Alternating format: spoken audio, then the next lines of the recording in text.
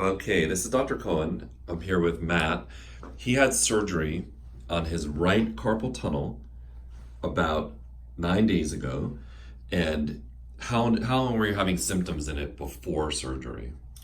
The numbing probably about 6, 7 months prior Okay, to that. The real bad numbing, and I should say that the atrophy of the muscle. The numbing I had about a year and a half, but the atrophy and the non-triggering of this thumb muscle, that was about 6 to 8 months. okay. So 9 days is a little early to reassess nerve function and recovery, but are you starting to feel some relief from those symptoms? Absolutely. I can already feel my thumb muscle starting to trigger where it wasn't before. I feel a different kind of tingling, which I guess tells me that the feeling is coming back, and I'm feeling different type of tingling versus the one I've had for about a year and a half. So Perfect. And when you say there's a problem that people get called a trigger thumb, you're referring to the muscles waking up, not that your thumb's catching. right. It's not catching. I just couldn't. I didn't have this movement before. Perfect. It started, and the muscle started atrophying and actually getting smaller. Great. And then do me a favor, make a fist, straighten out, and then bring your wrist backwards and down, and your palm up, and your back of your hand. Perfect.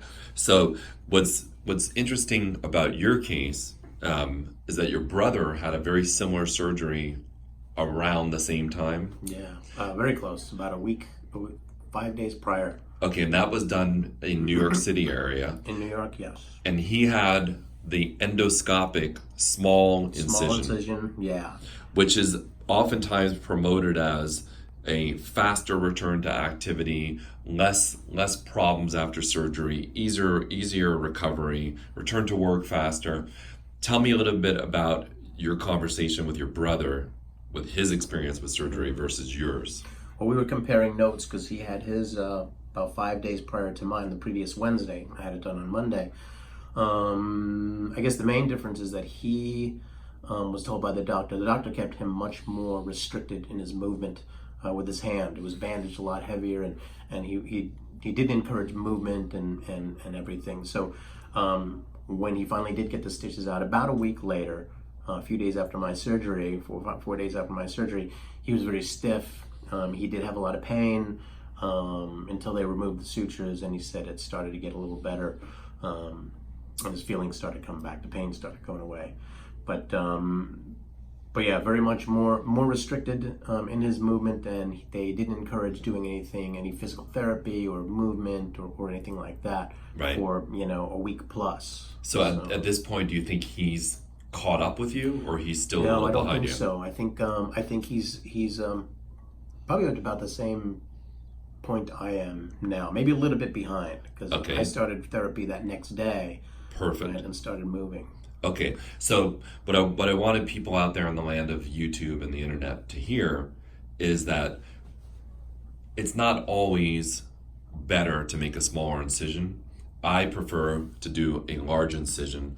Most of my patients who come here, who are physicians and nurses and physical therapists, come here precisely because I do make a large incision, and that allows me to very confidently say the entire nerve was released. Mm-hmm.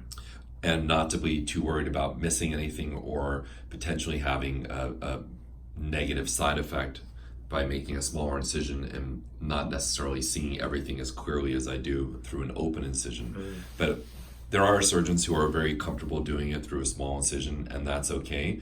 I just feel that this is a better result. And the main thing I want to get across is the other surgeons will tell you those patients get to move faster and quicker and return to work. And in fact, in this example of you and your brother, that's not the case at all. You with the bigger incision have been able to do more faster than he has. So I think that's very helpful, and I thank you for sharing that. Absolutely.